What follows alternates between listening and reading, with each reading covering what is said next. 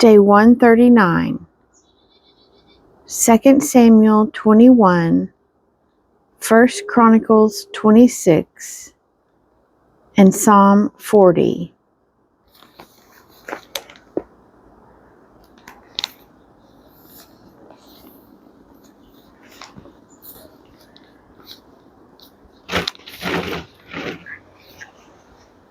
Second Samuel 21. David avenges the Gibeonites.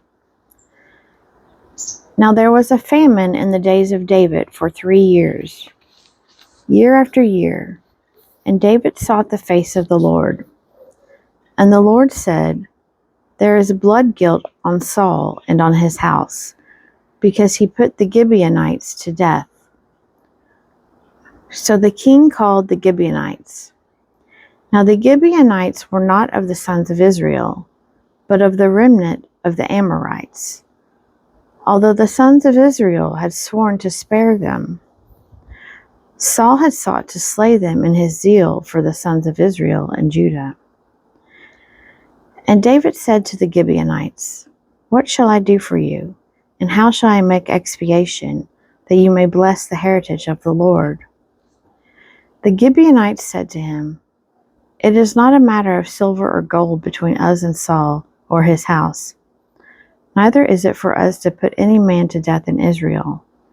And he said, "What do you say that I shall do for you?" They said to the king, "The man who consumed us and planned to destroy us, so that we should have no place in all the territory of Israel. Let 7 of his sons be given to us, so that we may hang them up before the Lord at Gibeon, on the mountain of the Lord." And the king said, "I will give them."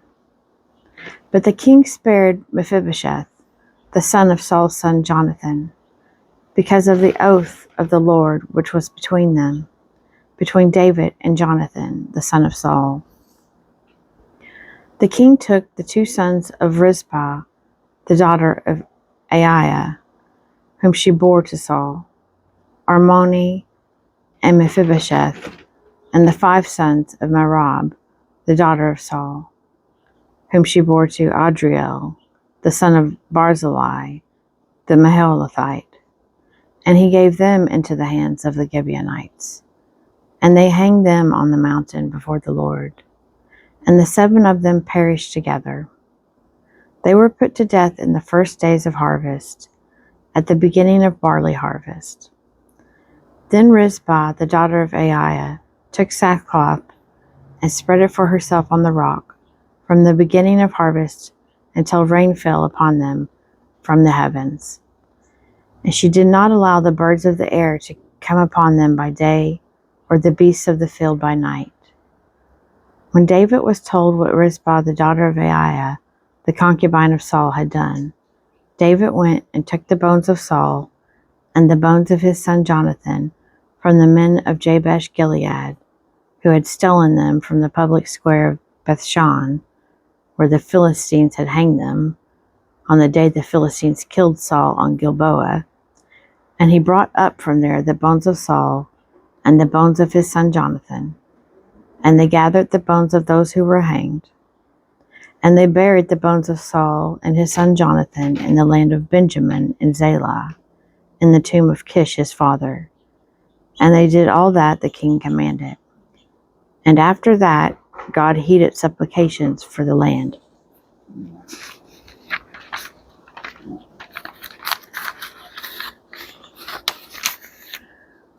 Wars with the Philistines. The Philistines had war again with Israel. And David went down together with his servants, and they fought against the Philistines, and David grew weary. And Ishbi-Benob, one of the descendants of the giants, whose spear weighed 300 shekels of bronze, and who was armed with a new sword, thought to kill David. But Abishai, the son of Zeruiah, came to his aid, and attacked the Philistine and killed him. Then David's men adjured him, "You shall no more go out with us to battle, lest you quench the lamp of Israel." After this, there was again war with the Philistines at Gob. Then Sibbecai the Hushathite slew Saph, who was one of the descendants of the giants. And there was again war with the Philistines at Gob. And Elhanan, the son of Jehoiarib, the Bethlehemite, slew Goliath the Gittite, the shaft of whose spear was like a weaver's beam. And there was again war at Gath, where there was a man of great stature, who had 6 fingers on each hand, and 6 toes on each foot, 24 in number, and he also was descended from the giants. And when he taunted Israel, Jonathan, the son of Shimei, David's brother, slew him. These 4 were descended from the giants in Gath, and they fell by the hand of David and by the hand of his servants.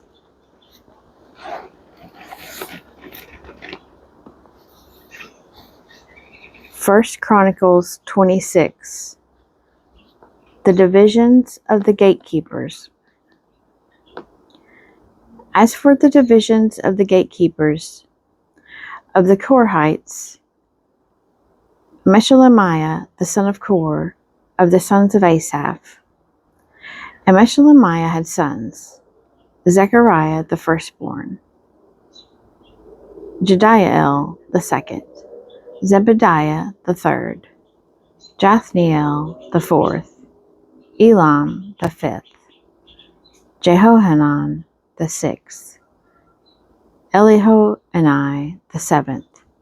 And Obed-Edom had sons: Shemaiah the firstborn, Jehozabad the second, Joah the third, Sakkar the fourth, Nethanel the fifth, Amiel the sixth, Issachar the seventh, Peluthai the eighth, for God blessed him. Also to his son Shemaiah were sons born who were rulers in their fathers' houses, for they were men of great ability. The sons of Shemaiah: Othni, Raphael, Obed, and Elzabad, whose brethren were able men, Elihu and Semachiah.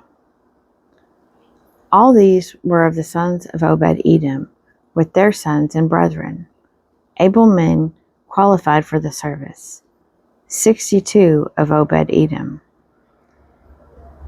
And Meshelemiah had sons and brethren, able men, 18.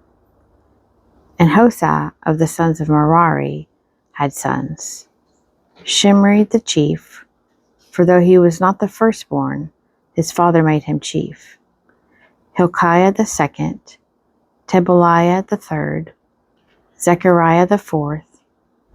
All the sons and brethren of Hosah were 13. These divisions of the gatekeepers, corresponding to their chief men, had duties, just as their brethren did, ministering in the house of the Lord. And they cast lots by fathers' houses, small and great alike, for their gates. The lot for the east fell to Shelemiah. They cast lots also for his son Zechariah, a shrewd counselor. And his lot came out for the north. Obed-Edom's came out for the south, and to his sons was allotted the storehouse. For Shupim and Hosah it came out for the west, at the gate of Sheliketh, on the road that goes up. Watch corresponded to watch. On the east there were 6 each day, on the north 4 each day, on the south 4 each day, as well as 2 and 2 at the storehouse. And for the parbar on the west, there were 4 at the road, and 2 at the parbar. These were the divisions of the gatekeepers among the Korhites and the sons of Merari. The treasurers, officers, and judges. And of the Levites, Ahijah had charge of the treasuries of the house of God, and the treasuries of the dedicated gifts. The sons of Ladan, the sons of the Gershonites belonging to Ladan, the heads of the fathers' houses belonging to Ladan the Gershonite. Jehieli, the sons of Jehieli, Zetham and Joel his brother, were in charge of the treasuries of the house of the Lord. Of the Amramites, the Izharites, the Hebronites, and the Uzzielites, and Shebuel the son of Gershon, son of Moses, was chief officer in charge of the treasuries. His brethren from Eleazar were his son Rehabiah, and his son Jeshiah, and his son Joram, and his son Zichri, and his son Shelomoth. This Shelomoth and his brethren were in charge of all the treasuries of the dedicated gifts which David the king, and the heads of the fathers' houses, and the officers of the thousands and the hundreds, and the commanders of the army had dedicated. From spoil won in battles they dedicated gifts for the maintenance of the house of the Lord. Also all that Samuel the seer, and Saul the son of Kish, and Abner the son of Ner, and Joab the son of Zeruiah had dedicated. All dedicated gifts were in the care of Shelomoth and his brethren. Of the Izharites, Chenaniah and his sons were appointed to outside duties for Israel, as officers and judges. Of the Hebronites, Hashabiah and his brethren, 1,700 men of ability, had the oversight of Israel westward of the Jordan, for all the work of the Lord, and for the service of the king. Of the Hebronites, Jerijah was chief of the Hebronites of whatever genealogy or fathers' houses. In the 40th year of David's reign, search was made, and men of great ability among them were found at Jazer in Gilead. King David appointed him and his brethren, 2,700 men of ability, heads of fathers' houses, to have the oversight of the Reubenites, the Gadites, and the half-tribe of the Manassites, for everything pertaining to God and for the affairs of the king.